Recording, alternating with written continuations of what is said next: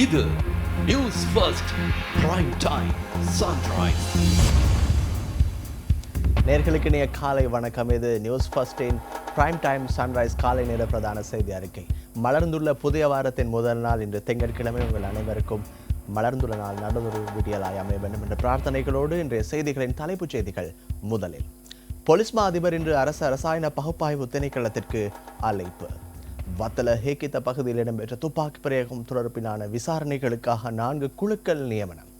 கடற்பிராந்தியங்களை அண்மித்த பகுதிகளில் சுற்றி வளைப்புகளை முன்னெடுப்பதற்கு செயலணி ஒன்று ஸ்தாபிப்பு.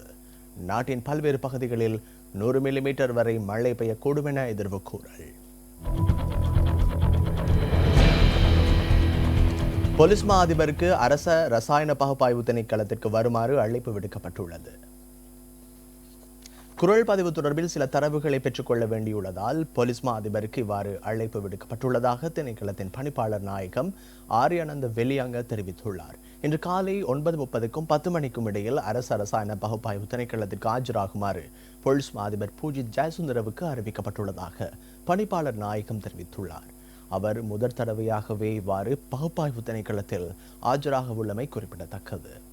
பிரபுக்கள் கொலை சதித்திட்டம் தொடர்பில் நடைபெறும் விசாரணைகளுக்கு தரவுகளை பெற்றுக் கொடுக்கும் நோக்கில் நீதிமன்றம் அவரது குரட்பதிவு மாதிரிகளை பெற்றுக்கொள்வதற்கு அனுமதி அளித்ததை தொடர்ந்து இவ்வாறு அழைப்பு விடுக்கப்பட்டுள்ளது.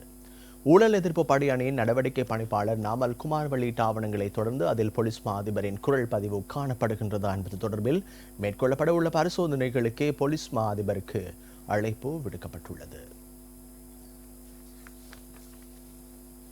நாளை பிறக்கவுள்ள தைப்பொங்கல் பண்டிகையை முன்னிட்டு சகல அரசு தமிழ் மொழி பாடசாலைகளுக்கும் இன்று விடுமுறை வழங்கப்பட்டுள்ளது. இன்று வழங்கப்படும் விடுமுறைகளுக்கு பதிலாக வேறொரு தினத்தில் பாடசாலை நடத்தப்படும் என கல்வி அமைச்சு தெரிவித்துள்ளது. இந்நிலையில் வத்தலை ஹேக்கித்த பகுதியில் நேற்று இடம்பெற்ற துப்பாக்கிச்சூடு சம்பவம் தொடர்பில் விசாரணைகளை முன்னெடுப்பதற்கு 4 விசாரணை குழுக்கள் நியமிக்கப்பட்டுள்ளன. சம்பவம் தொடர்பில் சிசிடிவி காட்சிகளை பயன்படுத்தி விசாரணைகளை முன்னெடுத்து செல்வதாக போலீசார் குறிப்பிட்டனர். போதைப் பொருள் கடத்தலுடன் தொடர்புடைய இரு குழுவினருக்கு இடையிலான மோதலின் விளைவாக இந்த துப்பாக்கி பிரயோகம் இடம்பெற்றுள்ளதாக போலீஸ் ஆரம்பகட்ட விசாரணைகளில் தெரியவந்துள்ளது. வத்தலை ஹேக்கித்த பகுதியில் நேற்று இடம்பெற்ற துப்பாக்கிச் சூட்டில் 2 பேர் உயிரிழந்துள்ளனர்.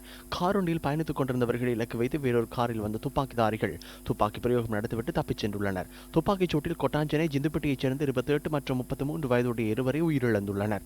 கலனி கும்மா எனப்படும் குழு உறுப்பினர் இந்த துப்பாக்கி பிரயோகத்தை மேற்கொண்டுள்ளதாக போலீசார் சந்தேகிக்கின்றனர். துப்பாக்கிதாரிகள் வருகை தந்த கார் நீர்கொழும்பு நோக்கி தப்பிச் சென்றுள்ளது. கடற்பிராந்தியங்களை அண்மித்த பகுதிகளில் முன்னெடுக்கப்படும் போதைப் பொருள் கடத்தல் நடவடிக்கைகளை சுற்றி வளைப்பதற்கு விசேட செயலணி ஒன்று ஸ்தாபிக்கப்பட்டுள்ளது. போலீஸ் பிரிவு, கடற்படை மற்றும் போலீஸ் விசேட அதிரடிப்படையின் உறுப்பினர்கள் இந்த செயலணியில் அங்கம் வகிப்பதாக கடற்தொழில் திணைக்களம் குறிப்பிட்டுள்ளது.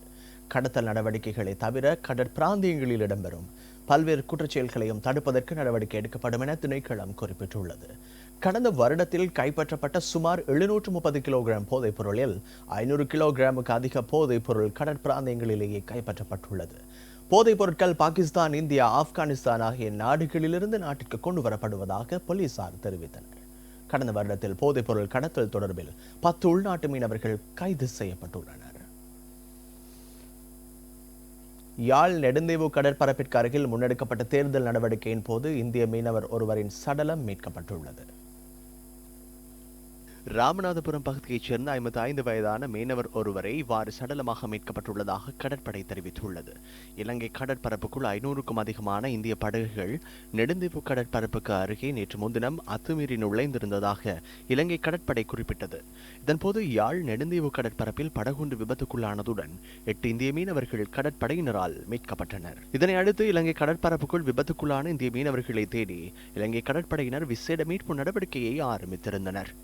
அத்துமீறி நுழைந்திருந்த இந்திய மீன்பிடி படகுகள் இந்திய கடற்பரப்பு நோக்கி தப்பிச் சென்றதாகவும் இதன்போது 2 படகுகள் ஒன்றுடன் ஒன்று மோதி விபத்துக்குள்ளானதாகவும் கடற்படை தெரிவித்துள்ளது. விபத்தில் காயமடைந்த மீனவர்களுக்கு சிகிச்சைகள் வழங்கப்பட்டு அவர்களை காங்கேசன்துறை போலீசாரிடம் ஒப்படைப்பதற்கு நடவடிக்கைகள் முன்னெடுக்கப்பட்டுள்ளதாக கடற்படை மேலும் தெரிவித்துள்ளது. இதேவேளை நேற்று முன்தினம் கடல் எல்லையை மீறிய குற்றச்சாட்டில் யாழ்ப்பாணம் மற்றும் கிளிநொச்சி பகுதிகளில் 20 இந்திய மீனவர்கள் கைது செய்யப்பட்டனர்.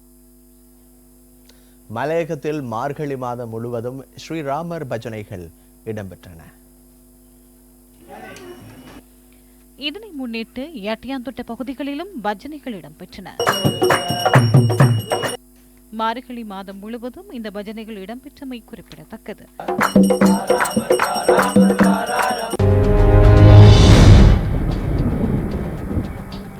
நாட்டின் பல்வேறு பகுதிகளில் 100 மில்லிமீட்டர் வரை மழை பெய்யும் என வளிமண்டலவியல் திணைக்களம் எதிர்வு கூறியுள்ளது. இன்றைய வானிலை தொடர்பிலான தகவல்களுடன் இணைந்து கொள்கின்றார் வானிலை அதிகாரி கணபதி பிள்ளை சூரியகுமார். கிழக்கு, வடமத்திய, மத்திய, ஊவா மாகாணங்களின் சில பகுதிகளில் மழை அல்லது இடியுடன் கூடிய மழை காணப்படுவதுடன் வடக்கு மாகாணத்தின் சில பகுதிகளிலும் அம்பாந்தோட்டை மாவட்டத்தின் சில பகுதிகளிலும் இடையிடையே மழை காணப்படும். ஏனைய பிரதேசங்களில் பிற்பகல் 2 மணிக்கு பின்னர் இடியுடன் கூடிய மழை காணப்படும்.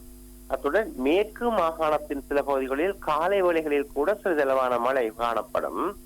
சில பிரதேசங்களில் முக்கியமாக சப்ரகமுவ, மத்திய, ஊவா மாகாணங்களின் சில பகுதிகளிலும் காலி, மாத்தறை, மட்டக்களப்பு, அம்பாறை, பொலனறுவை, களுத்துறை மாவட்டத்தின் சில பகுதிகளிலும் 100 மில்லிமீட்டர் மழைவீழ்ச்சிக்கும் அதிகமான மழைவீழ்ச்சி பதிவு செய்யப்படும் என்று எதிர்பார்க்கப்படுகின்றது. வடமேற்கு மாகாணத்தின் சில பகுதிகளிலும் கம்பஹா மாவட்டத்தின் சில பகுதிகளிலும் மணித்தரத்துக்கு 40 கிலோமீட்டர் வேகத்தில் சற்று பலமான காற்றும் இடையிடையே வீசக்கூடும். இந்த இடியுடன் கூடிய மழை காணப்படும் சந்தர்ப்பங்களில் காற்றும் பலமானதாக வீசும்.